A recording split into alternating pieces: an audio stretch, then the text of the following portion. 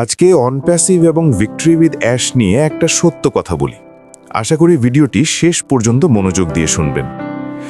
বন্ধুরা, আমরা অনেক দিন ধরে এই যাত্রার অংশ। উত্তেজনা ছিল, নিয়মিত লাইভ ছিল, আপডেট ছিল, আলোচনা ছিল। কিন্তু এখন একটা প্রশ্ন অনেকের মনে, আমাদের এলসি লিডাররা আগের মতো লাইভে আসে না কেন? এই প্রশ্নটা এড়িয়ে যাওয়ার মতো না, কারণ এটা বাস্তব অনুভূতি। আগে আমরা নিয়মিত লাইভ দেখতাম, মোটিভেশন পেতাম, প্রশ্নের উত্তর পেতাম। এখন সেই ফ্রিকোয়েন্সি কমে গেছে। তাই স্বাভাবিকভাবেই অনেকে ভাবছে সব ঠিক আছে তো। দ্বিতীয় প্রশ্ন, অ্যাশ মুফারে কি করছে, কোথায় আছে? ফেসবুকে অনেকেই বলছে অ্যাশ জেলে আছে। আপনারা এসব কথায় কান দেবেন না। আমরা জানি অ্যাশ মুফারে কখনোই শুধু কথা বলার মানুষ না, তিনি সব সময় বড় ভিশন নিয়ে কাজ করেন। কিন্তু একটা বিষয়ে বুঝতে হবে, একজন সিইও সবসময় ক্যামেরার সামনে থাকেন না। অনেক সময় তিনি ব্যাকএন্ডে কাজ করেন, মিটিং করেন, লিগ্যাল বিষয় সামলান, টেকনোলজি ও স্ট্র্যাটেজি নিয়ে ব্যস্ত থাকেন।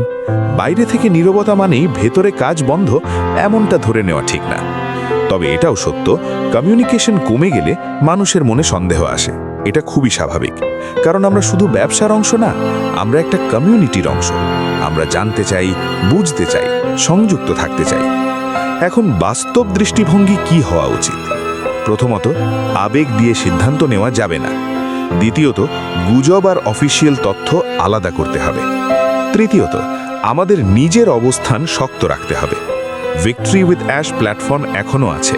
এই প্ল্যাটফর্ম আমাদের একত্রে রাখছে। হয়তো লাইভের সংখ্যা কমেছে, কিন্তু কমিউনিটি ভেঙে যায়নি। প্রশ্ন হলো, আমরা মানসিকভাবে কতটা শক্ত? আরেকটা কথা পরিষ্কারভাবে বলি, কোনো বড় প্রজেক্ট যখন দীর্ঘমেয়াদে তৈরি হয়, তখন অনেক কাজ দৃশ্যের বাইরে হয়।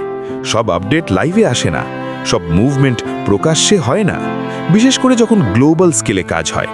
কিন্তু তার মানে এই না যে আমরা অন্ধভাবে সব মেনে নেব।